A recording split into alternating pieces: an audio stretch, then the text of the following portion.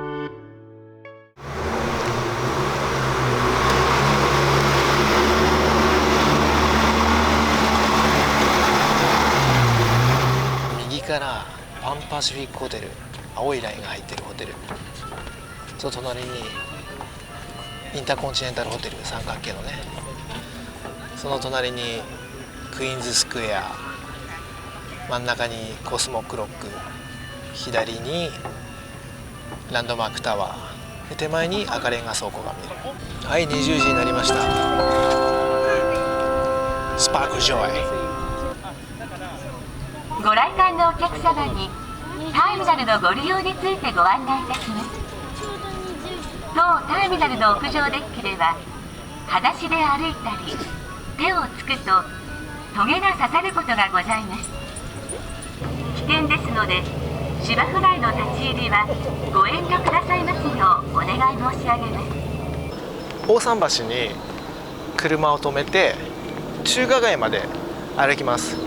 サントンっていう有名なお店があるんですよ。水餃子のお店。 B 級グルメ的に女の子は嫌がる人もいるかもしれないけど、キャッチーな食べ物なんで、まだ食べたことない人はおすすめするね。綺麗だ。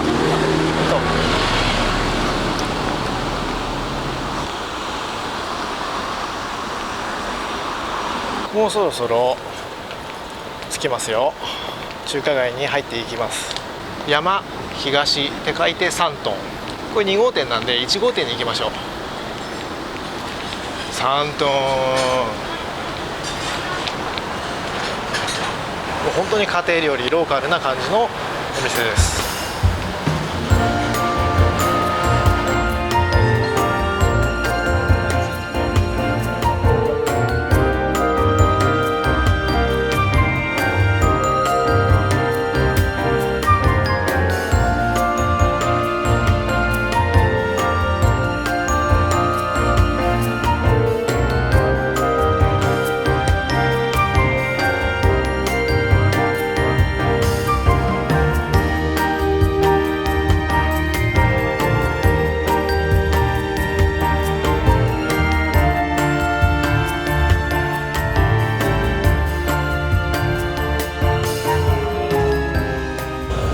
今ロイヤルウィングが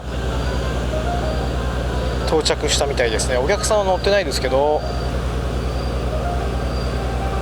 タクシー乗り場がすごく混んでたから。左に日本丸、真ん中にマリンタワー、右にホテルニューグランデ。あの橋を渡って帰ります。